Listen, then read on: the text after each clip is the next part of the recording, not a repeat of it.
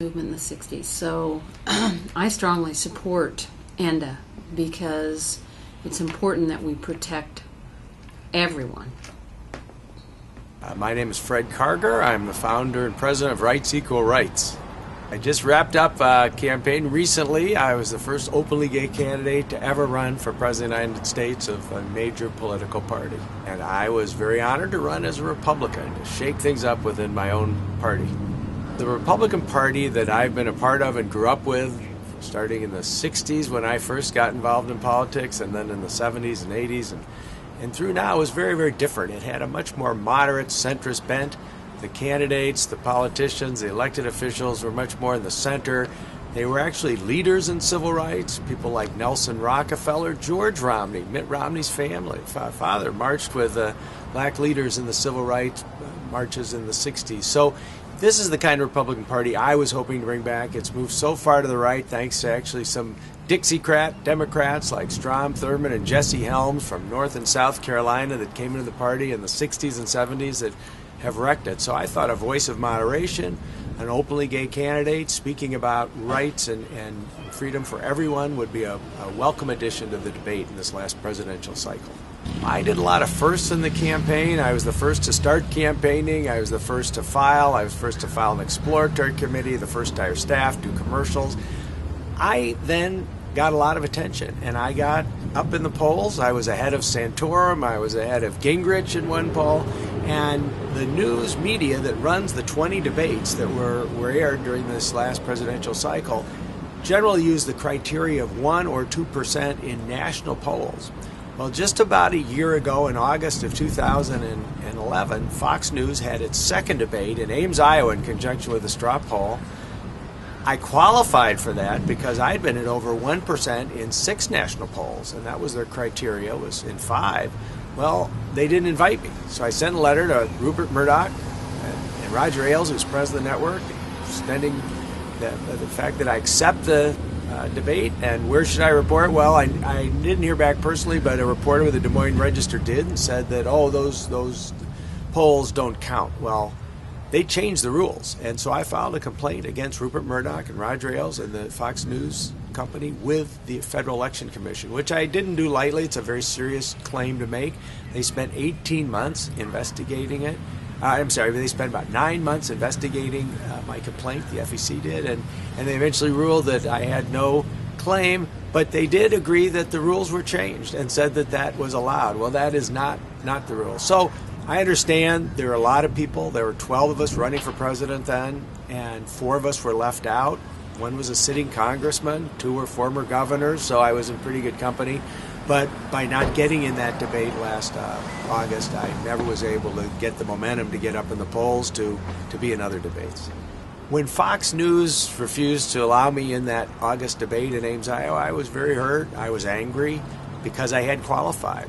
The first debate they did in South Carolina, Greenville, where I went in May of that year, I didn't qualify, but I still showed up. I did the spin room, and that was very different because they had set the criteria, which is 1% in 5 national polls. Well, I'd only been in 1 national poll at that time, and it had been a Fox News poll of all things, where I did score 1%. And so I had a lot of bumps in the road in my 2.5-year campaign for president. I was very hurt by not necessarily the Republican Party. I was welcomed from Reince Priebus, the chairman who ran on an anti-gay marriage platform about 2 months after he was elected. In 2011, I met with him and the vice chair, Sharon Day, and their chief of staff, Jeff Larson. Could not have been nicer, afforded me all the opportunities of the RNC, including the voter list, research, all the meetings, and they fulfilled all of those promises. I was really hurt by a lot of these third-party groups like the National Organization for Marriage, the Family Research Council. These are the groups that have an inordinate amount of clout within the Republican Party because they give a lot of money, and they are bullies. And those are the groups that really hurt me. Steve Scheffler, who was coincidentally the Republican National Committeeman from Iowa and head of the Faith and Freedom Coalition, which is Ralph Reed's group, the old Christian Coalition. They've got a new name. And they would not allow me in a presidential forum in Iowa. And he had said that any presidential candidate who'd shown the slightest interest in running would be invited. Wall Street Journal. Well, I filed a FEC complaint against him. Those were my two. That is still under investigation. I didn't think the FEC would go after Fox just because it's just too difficult to do, a major network. But certainly this Steve Scheffler and the Faith and Freedom Coalition is right. They were absolutely blatant. We even filed a supplemental complaint because at the forum where all the other candidates were invited and attended, he said things to say that all candidates were welcome. So he really stuck his foot in his mouth as usual. I was also hurt by a lot of the LGBT organizations, the Victory Fund. I've been a longtime supporter of theirs. I had a fundraiser at my house about 6 or 7 years ago for them. I think what they do is spectacular, but I was shunned by them. I finally, after a lot of persistence, was asked to submit my short form application, and then after that my long form application. I never even heard back from them. I spent 2 weeks working on my 30-page application for them. And as the first openly gay presidential candidate in history, my chances of winning, of course, were very slim, but it would have made a big difference to have the Victory Fund on my side. And so, this is something that history will record. Other organizations were there for me. Log Cabin was great. Go Proud came around. A lot of organizations saw the value of what I was doing in my 2.5-year run for president. Since I was about 14, I volunteered on my first campaign. That was for Nelson Rockefeller running for president, and I've never stopped. I worked in my home state of Illinois where I grew up with Charles Percy, who was a good moderate Republican. 64 for his governor's race, 66 for the Senate race, which was successful, 72. I worked full-time on that right after college. I then came to California and started working with a political consulting firm founded by Bill Roberts, who ran Reagan's first 2 campaigns for governor. So I learned from the best. And we did nonstop work for Republican candidates, for the party, for the, you name it. I worked on 9 presidential campaigns, all for Republicans. But I become disenchanted with the Republican Party because of the takeover by the far right, the influence of these third-party outside groups, that I decided to step up to the plate for the first time in my life and run for President of the United States. I'd never run for office before. But I think others in the LGBT community need to come forward, particularly within the Republican Party. The Democratic Party, we have pretty well covered, so I think it's important that anyone who's LGBT stay in the Republican Party and fight from within. And it's tough. We get a lot of pressure. I live in Southern California. I get asked all the time, how can you be a Republican? Well, because the Republican Party of 1854 put in its platform then an anti-slavery statement. That was very controversial. Then, of course, Abraham Lincoln, our first Republican president, ended slavery and brought this country together. And 100 years later, Theodore Roosevelt, Republican president, hired the first African Americans that had ever been hired in the federal government, only to be fired by the Democrat successor, Woodrow Wilson. So we have a long history of inclusion, of civil rights leadership going all the way to the 60s, 70s, 80s, and many of us that are fighting now in the millennium. So I think we need to stand tough and fight. We need both parties. Don't forget, the repeal of Don't Ask, Don't Tell would not have happened without the courage of Senator Susan Collins of Maine and Senator Joe Lieberman. The president had given up at that point, and also 8 Republicans in the United States Senate who courageously stood up to their leadership to vote to repeal Don't Ask, Don't Tell. 15 in the House.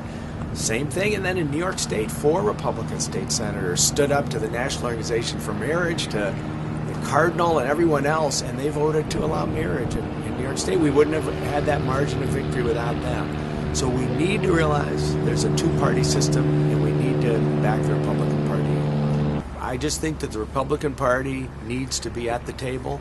They're coming around. We're getting a lot of people, starting with Dick Cheney and others who happen to have gay or lesbian family members. We've got Paul Singer now, who is very close to Mitt Romney, one of the billionaire successes on Wall Street, who has put up millions of dollars to pass these marriage in these states and fight the marriage bans in others. And so things are looking brighter for the Republican Party, and we need to encourage people and younger people.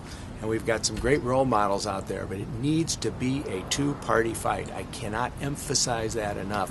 If every LGBT person goes to the Democratic Party, we'll be taken for granted, and they won't need to fight for us. If there's a battle for the money and the votes, that is good, but we need to cover both bases, and I pledge to do whatever I can as long as I'm around to change the Republican Party, bring it back to its roots.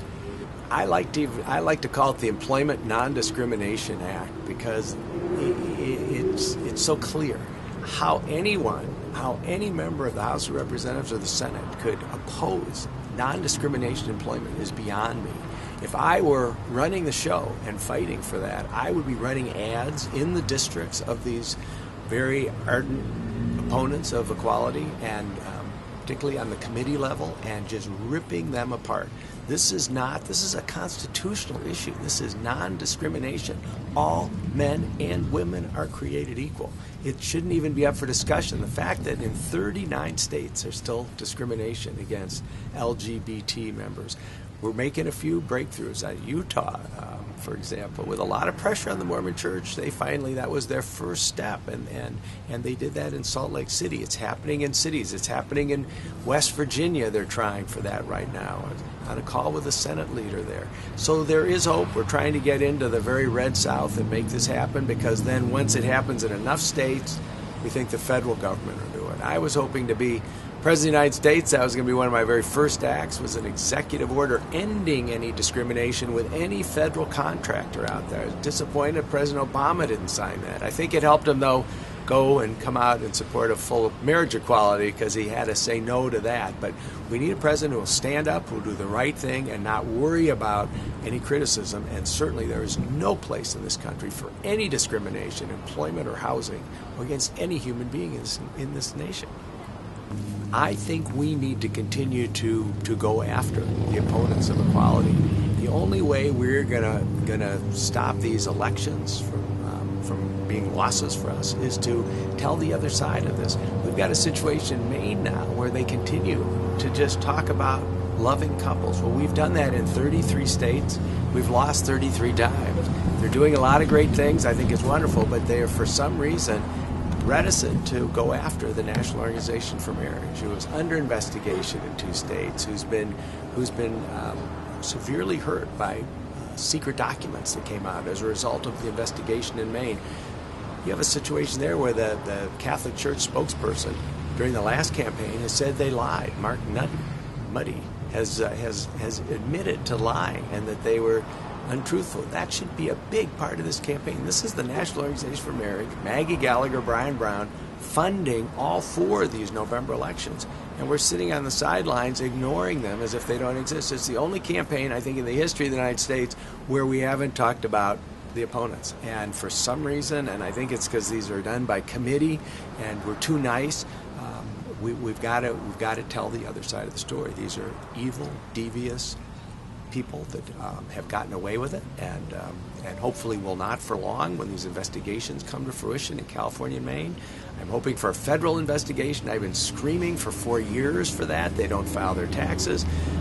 A good example of what the other side has been doing, when the HRC released some very interesting documents that showed that there were about $445,000 of unreported money from the National Organization for Marriage, including $10,000 from Mitt Romney, into the Prop 8 campaign. The very next day, they, of course, threatened to sue HRC, pulled it off its website, and Orrin Hatch, the head of the Senate Finance Committee, ordered a Senate investigation of the HRC. I was trying to get the Barney Frank in the House to do that for years against the National Organization for Marriage. So we don't fight back. We're timid. There's no excuse for timidity. We've gotten Don't Ask, Don't Tell repealed because of courage and guts and chaining themselves to the White House fence, and that's what we need. And I'm not advocating civil disobedience, but we can go through the courts, we can go through the press, we can go through all kinds of activities to shed light on our opponents who are awful, terrible people out to do nothing but destroy lives. So that is a message that I will continue to take with me. And then once we have the money advantage and the public support advantage, the days of prejudice and non-equality will be very limited.